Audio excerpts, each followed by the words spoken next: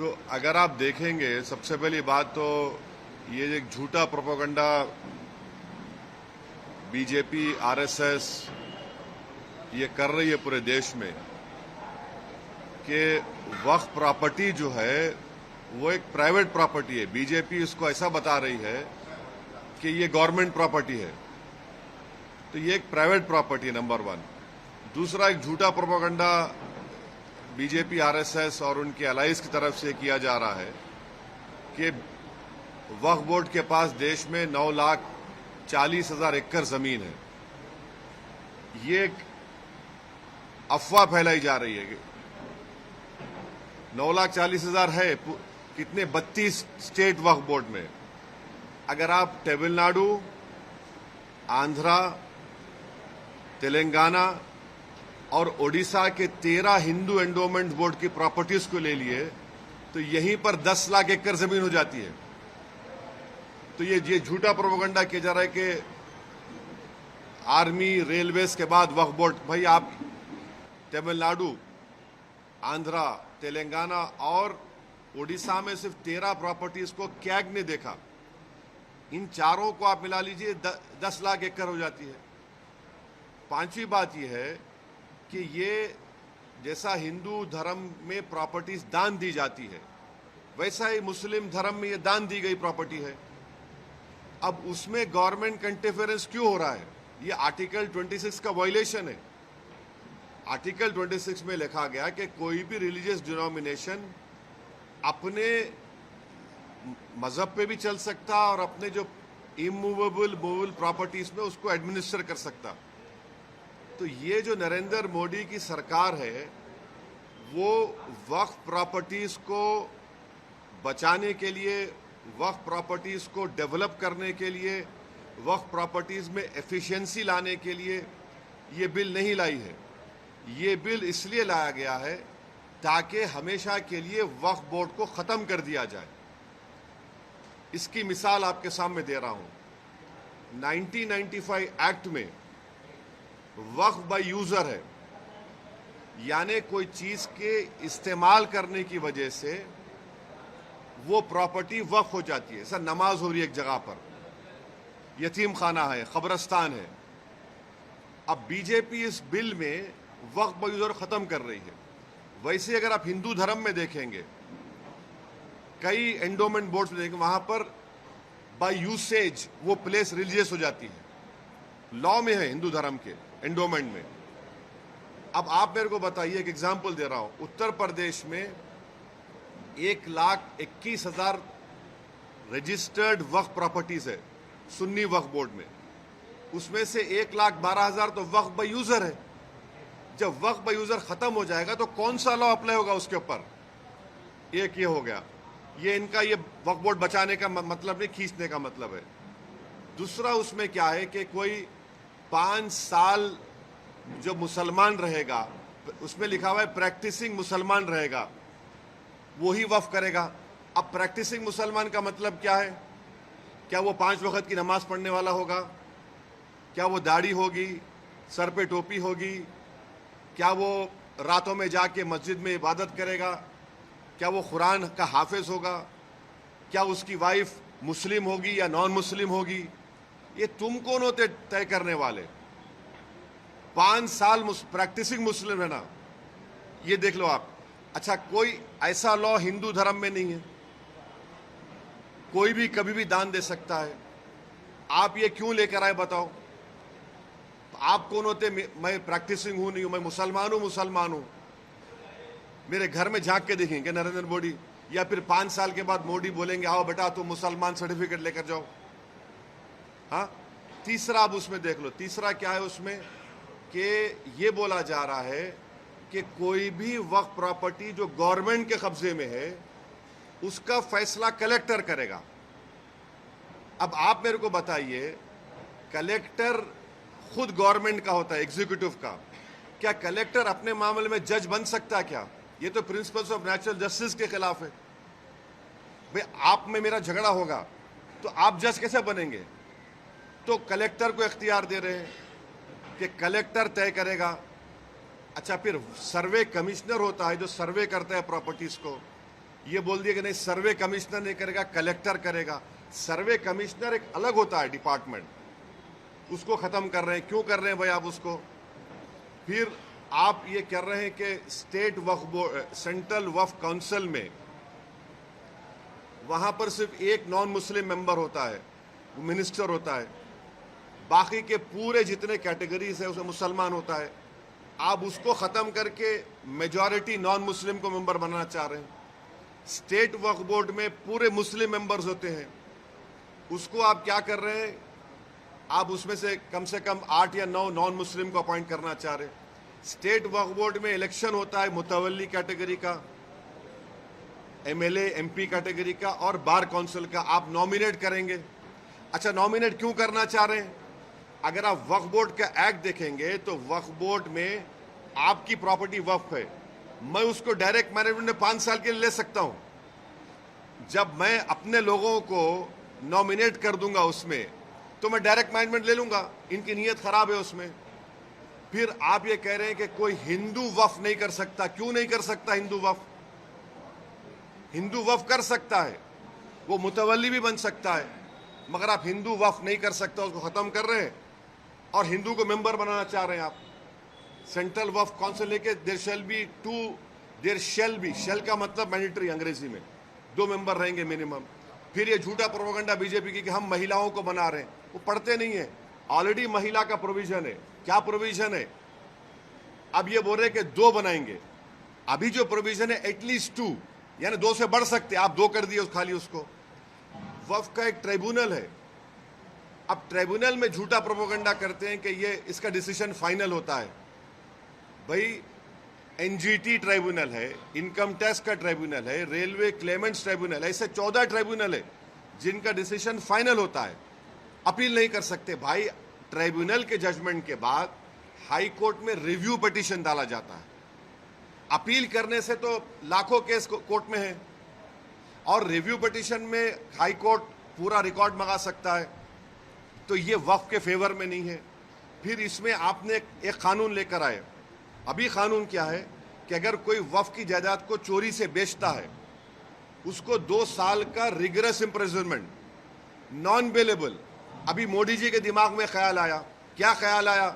कि तू वक्फ बोर्ड की जायदाद को बेच दे। मोदी है तो मुमकिन है, क्या मुमकिन है? कि तेरे को 2 साल नहीं, सिंपल इम्प्रिजनमेंट, तेरे को बेलेबल हो जाएगा। तो वक्फ के मफाद में क्या हो रहा है? ट्राइब्यूनल है वक्फ का ट्राइब्यूनल, उसमें एक डिस्ट्रिक्ट जज सीजे अपॉइंट करते हैं हाई कोर्ट के, एक इस्लामिक नॉलेज का जानकार और एक एमिनेंट पर्सन। अब आप क्या करते हैं? रिटायर्ड डिस्ट्रिक्ट जज, रिटायर्ड गवर्नमेंट एम्प्लॉय, कैसे होगा? फिर अगर आपकी कोई वक्फ की प्रॉपर्टी है, मैं जाके कंप्लेन करता हूं कि ये वक्फ नहीं है, तो collector will order an inquiry. अच्छा, pending inquiry your property will not be waqf, की एक्ट में बोल रहे, बिल में बोल रहे, and there is no time limit for that inquiry, and the collector will do the inquiry as he deems fit. इसका क्या मतलब? यानी आपकी प्रॉपर्टी को मैं कंप्लेन कर दिया कि वक्फ नहीं है, तो कलेक्टर साहब 10 साल ले लेंगे, तब भी वक्फ नहीं रहेगा, वो अपने कंट्रोल में, उनके कंट्रोल में आ जाएगा। तो ऑल इन ऑल अगर आप देखेंगे, इस बिल में वक्फ प्रॉपर्टीज के एफिशिएंसी के लिए नहीं बनाया गया है, ये वक्फ प्रॉपर्टी को खत्म करने के लिए बनाया गया है। अब हिंदू मेंबर्स को या नॉन मुस्लिम मेंबर्स को अपॉइंट कर रहे हैं। भाई आप उत्तर प्रदेश में जाइए, उत्तर प्रदेश में जो काशी बोर्ड है, वहां पर तो क्लियर लिखा हुआ है कि he has to be Hindu. अगर वो हिंदू धर्म छोड़ेगा तो मेंबरशिप चले जाएगी। फिर आप देख लीजिए जाकर, आप ये जो आपका तमिलनाडु का एक्ट है, तेलंगाना का एंडोमेंट एक्ट है, आंध्रा का है, उड़ीसा का है, इसमें सब लिखा गया कि only Hindu will become the member. अच्छा, हिंदू की परिभाषा क्या है संविधान में? हिंदू, सिख, बौद्ध और जैन, मगर इन मंदिरों में सिर्फ हिंदू बनेगा मेंबर। अब मिसाल के तौर पर मुंबई में ट्रस्ट में है आपका कौन सा मंदिर है? सिद्धि विनायक है। गुजरात में सोमनाथ की मंदिर, वो भी ट्रस्ट में आता।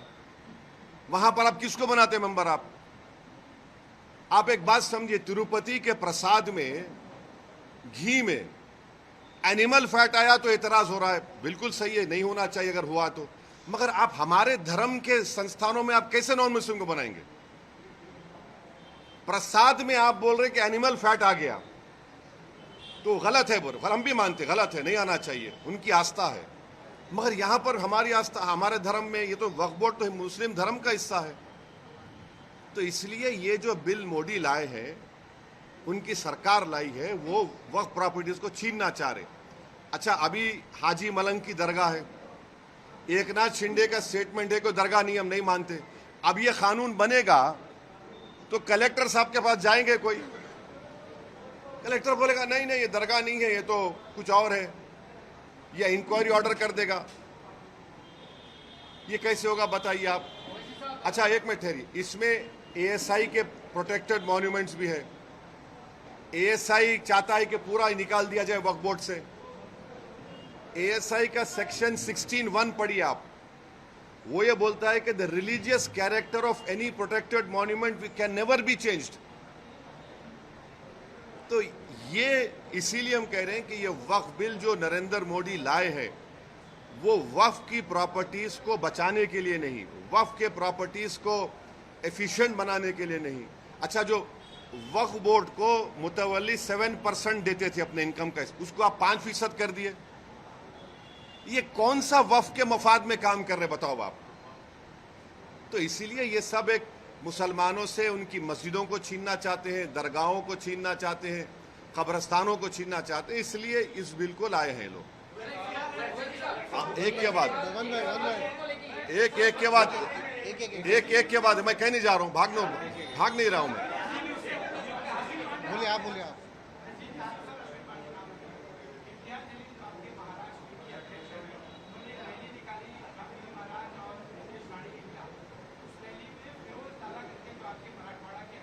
कौन? हाँ,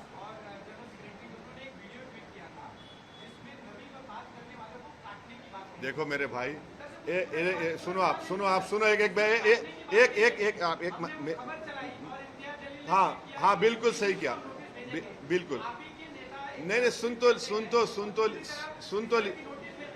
अरे भाई साहब, आपका जो ऑर्गेनाइजेशन का जो झगड़ा है सेबी के मैडम से, झगड़ा करो ना उससे। अरे सुन तो, अरे मेरे को जवाब देना मेरा काम है, तुम नहीं।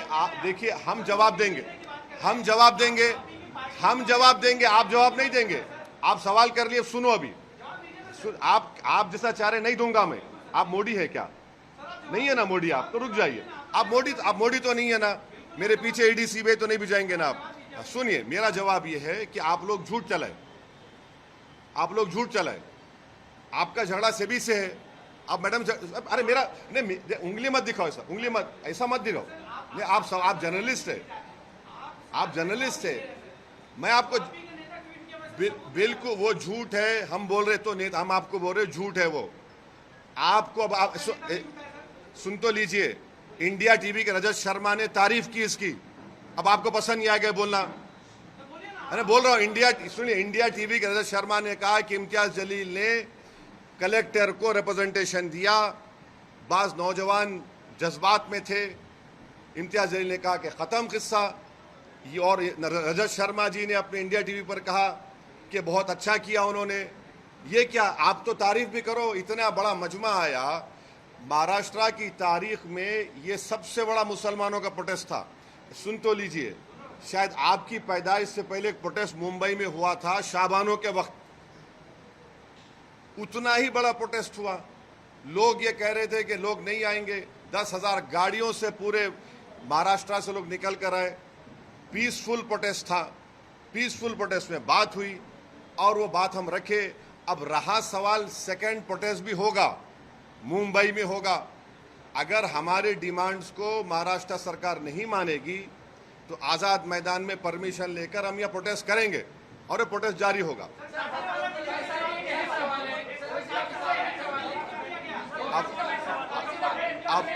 अब आप लोग डिसाइड कर लो, आप बैठ जाइए, आपको अपने क्या उनको डिसाइड कर, आप कहीं को डिस्काउंट है, आप ठहरो ना।